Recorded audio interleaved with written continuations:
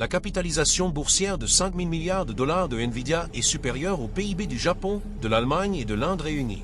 Ce qui est remarquable, c'est la façon dont tout a commencé. Lorsque Jensen Huang a cofondé Nvidia dans un restaurant d'Agnès il y a 30 ans, son objectif était de construire des puces rendant les jeux vidéo réalistes. Mais il a vite compris que cela pourrait être quelque chose de plus grand. Les mêmes puces qui alimentaient les jeux pouvaient entraîner des réseaux neuronaux, la fondation de l'IA. Il en était si certain qu'il a parié toute l'entreprise là-dessus. C'est devenu une obsession. Je travaille du moment où je me réveille jusqu'au moment où je me couche. Quand je ne travaille pas, je pense au travail. Quand je travaille, je travaille. Aujourd'hui, tous les grands systèmes d'IA comme ChatGPT, Grok, Copilot et Midjourney fonctionnent sur du matériel Nvidia. Voici l'histoire de la façon dont Jensen Huang a transformé Nvidia, passant d'une start-up de jeux vidéo à l'entreprise la plus précieuse au monde. Les racines de la résilience de Huang remontent à son enfance.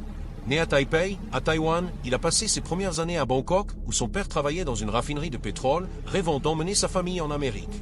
En 1973, dans un contexte d'agitation politique, ses parents ont envoyé Jensen, 9 ans, et son frère vivre chez un oncle à Tacoma, dans l'État de Washington. L'oncle a rapidement décidé qu'il devait aller en internat et les a inscrits à l'Oneida Baptist Institute, dans la campagne du Kentucky, qui était en réalité un centre de redressement pour mineurs. Il était le seul élève asiatique, le plus petit de sa classe. Il avait sauté une classe et était souvent harcelé. Pourtant, il souriait et laissait couler, se forgeant une résilience tranquille qui allait le définir.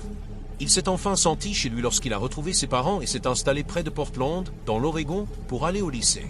Malgré une moyenne presque parfaite, il a choisi d'aller à l'université d'État de l'Oregon, probablement pour rester près de sa famille, où il s'est spécialisé en génie électrique. Il est tombé amoureux de la conception de circuits et s'est également épris de sa partenaire de laboratoire, Lori Mills, l'une des rares femmes dans un programme dominé par les hommes. Alors je suis allé la voir et je lui ai dit « Tu veux voir mes devoirs ?» Puis je lui ai fait une promesse. J'ai dit « Si tu fais tes devoirs avec moi tous les dimanches, je te promets que tu n'auras que des A. » D'accord ? Et résultat, j'avais un rendez-vous tous les dimanches. Pour s'assurer que Lori l'épouserait, Jensen a promis qu'à ses 30 ans, il serait PDG. Et il l'a été. Après avoir obtenu son diplôme, Huang a d'abord rejoint AMD, qui deviendrait plus tard l'un des rivaux les plus féroces de Nvidia. Il est ensuite passé chez LSI Logic, qui fabriquait des puces en silicium sur mesure pour des entreprises technologiques, dont Sun Microsystems. C'est chez LSI qu'il a rencontré Chris Malachowski et Curtis Priem, deux brillants concepteurs de puces de Sun Microsystems. Ils se sont liés autour de leur vision de créer des puces puissantes et abordables pour les jeux sur PC, un marché que Sun avait jugé insignifiant. En 1993, les trois hommes ont décidé de franchir le pas. Ils se sont rencontrés dans un DNIS à San José, la même chaîne où Jensen avait travaillé comme plongeur à l'adolescence, et ont esquissé un plan pour leur nouvelle entreprise. Ils l'ont initialement appelé NV, abréviation de New Venture, nouvelle entreprise, puis ont changé le nom pour Envision. Mais comme ce nom était déjà pris, ils se sont arrêtés sur Nvidia, tiré du mot latin signifiant envie, Nvidia. Huang est devenu PDG, Priem directeur technique, CTO et Malachowski vice-président de l'ingénierie. Chacun a pris des parts égales, mais seul Huang siégeait au conseil d'administration. Je me souviens avoir appelé ma mère pour lui dire que j'allais lancer cette entreprise. Et elle dit « Tu sais, qu'est-ce que vous faites les gars ?» Et j'ai dit « On construit ces trucs appelés puces graphiques 3D et les gens les utiliseraient pour jouer à des jeux. » Et là elle a dit « Pourquoi tu ne vas pas chercher un travail ?» Lori était elle-même une ingénieure talentueuse, mais a quitté son emploi pour élever leurs deux enfants même si l'argent était juste, croyant toujours en son mari. À la fin de 1995, Nvidia avait sorti sa première puce graphique commerciale, la NV1. Mais ce fut un désastre absolu.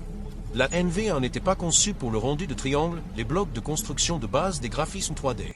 Au lieu de cela, elle utilisait des surfaces courbes appelées quadratiques, promettant des visuels plus fluides avec moins de formes. Mais les développeurs de jeux avaient déjà construit leur monde à partir de triangles. Pour utiliser la puce de Nvidia, ils auraient dû réécrire leur code à partir de zéro.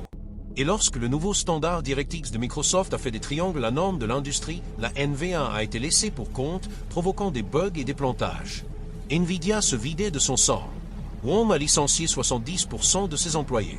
Ce sentiment de catastrophe imminente a conduit à la devise de l'entreprise. Notre entreprise est à 30 jours de la faillite. Ce qui a finalement sauvé Nvidia, c'est le géant japonais du jeu vidéo Sega. L'entreprise avait engagé Nvidia pour construire un successeur à la NV1 basé sur la même architecture défaillante. Même après que Huang a dit à Sega que Nvidia abandonnait la NV2, Sega a quand même payé $1 million à Nvidia. Ce chèque est devenu la dernière bouée de sauvetage de Nvidia. Ce n'était pas assez pour financer un nouveau prototype, mais c'était suffisant pour acheter un émulateur matériel capable de simuler le fonctionnement d'une puce par logiciel. C'était la première fois dans l'industrie des semi-conducteurs qu'une puce était conçue et testée entièrement par logiciel sans jamais produire de prototype physique au préalable. Cette puce deviendrait la NV3. Les tensions étaient vives chez Nvidia. Priem, le CTO, voulait garder son design quadratique bien aimé. Wang voulait survivre. Les choses sont devenues si amères que Priem a finalement été rétrogradé, a cessé de venir au bureau et a ensuite vendu toutes ses actions Nvidia, bien avant l'ascension fulgurante de l'entreprise qui l'aurait rendu milliardaire. À l'été 1997, la NV3 est arrivée, reconstruite autour des triangles, et elle a fonctionné parfaitement. En 4 mois, Nvidia a vendu 1 million d'unités, sauvant l'entreprise. Nvidia a transformé une mort certaine en une percée, grâce aux mathématiques et à la résolution de problèmes. Traduction de la section publicitaire Brillant.org. Si vous voulez penser comme Jensen, vous avez besoin des bons outils. Personnellement, j'adore Brillant. Leurs leçons interactives en mathématiques, sciences, programmation et IA vous permettent d'apprendre par la pratique, ce qui est bien plus efficace que de regarder des cours magistraux. Avec le nouveau cours de circuit numérique de Brillant, vous verrez exactement comment les GPU jonglent avec des milliards de tâches en parallèle, tout comme les puces de Nvidia. Où vous pouvez plonger dans l'IA en entraînant des réseaux neuronaux simples et voir comment des modèles comme ChatGPT fonctionnent vraiment. Personnellement, j'utilise Brillant 10 à 15 minutes par jour et cela m'a définitivement aidé à mieux penser. Vous pouvez commencer à apprendre gratuitement sur brillant.org/newstink ou scanner le code QR. Brillant vous offre également 20% de réduction sur leur plan premium annuel si vous utilisez mon lien personnalisé dans la description, vous donnant un accès illimité à des milliers de leçons. Bien que les puces de Nvidia soient fabriquées en Europe, les usines ne pouvaient pas suivre ses ambitions. Wang s'est donc tourné vers TSMC, la meilleure fonderie de puces indépendante au monde, basée à Taïwan. Mais il n'arrivait pas à faire en sorte que son fondateur et PDG, Maurice Chang, le rappelle. Alors, dans un dernier effort, il lui a envoyé une lettre et a reçu un appel en retour. Tous deux partageaient des parcours similaires, des immigrants chinois qui s'étaient élevés à des postes de direction à une époque où la représentation asiatique dans le leadership était rare. TSMC a accepté de fabriquer la puce révolutionnaire de Nvidia, la NV4, entièrement repensée. Au lieu de traiter un pixel à la fois, Nvidia a construit 2 pipelines identiques sur la même puce, comme 2 chaînes de montage fonctionnant en synchronisation. Le traitement parallèle, permettant au processeur de gérer plusieurs tâches simultanément, est devenu l'ADN de tout GPU moderne, processeur graphique. Aujourd'hui, ces puces jonglent avec des milliards de calculs par seconde pour alimenter l'IA. La vision de Wang a culminé avec la gamme GeForce au début des années 2000, la famille phare de GPU de Nvidia alimentant les jeux sur PC. Mais le lancement de la GeForce FX a terriblement mal tourné.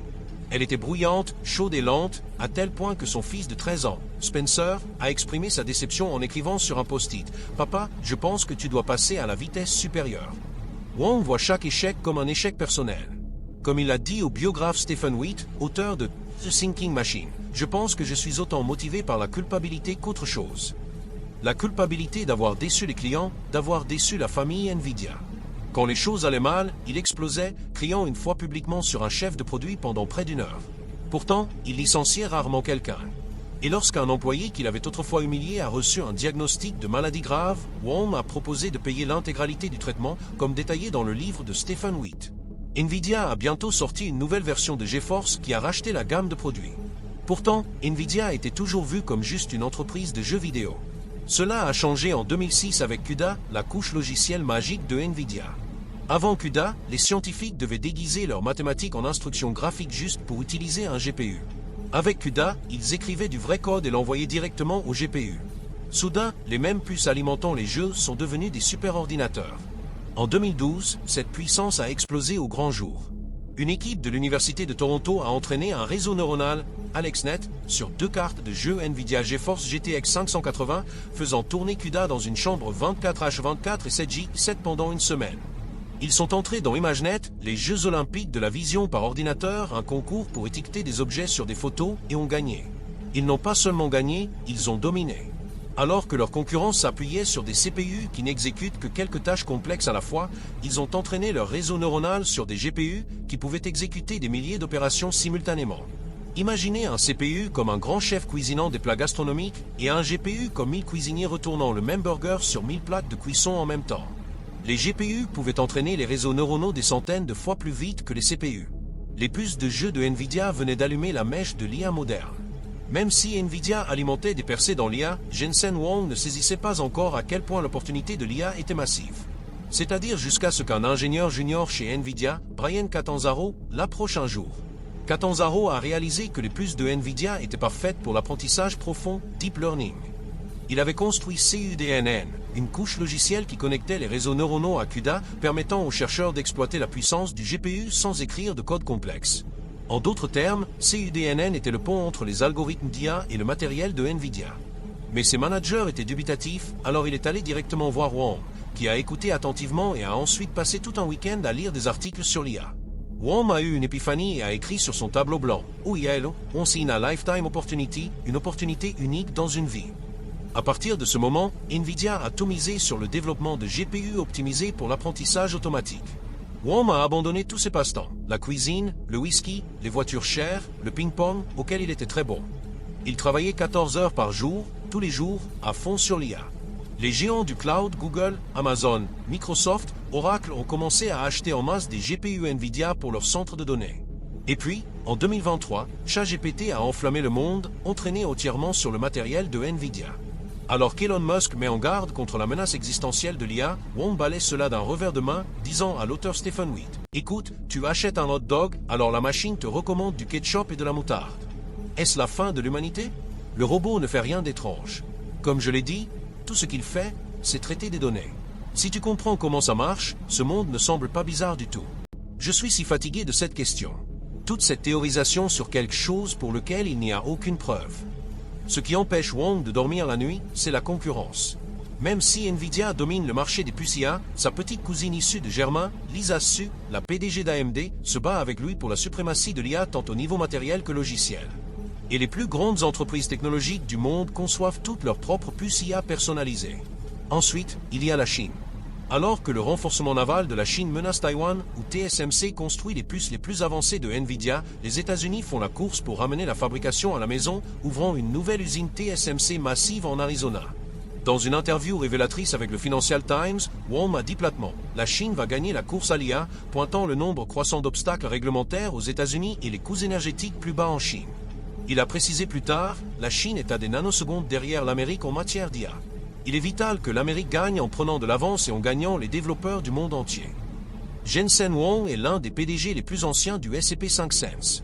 Il a rendu ses employés incroyablement riches et lui-même devenu l'une des personnes les plus riches du monde.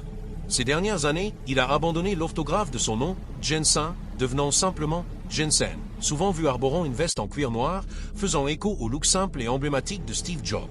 Malgré les richesses et la célébrité, il n'est jamais satisfait. Courir ne marchez pas. Soit vous courez pour trouver à manger, soit vous courez pour éviter d'être mangé.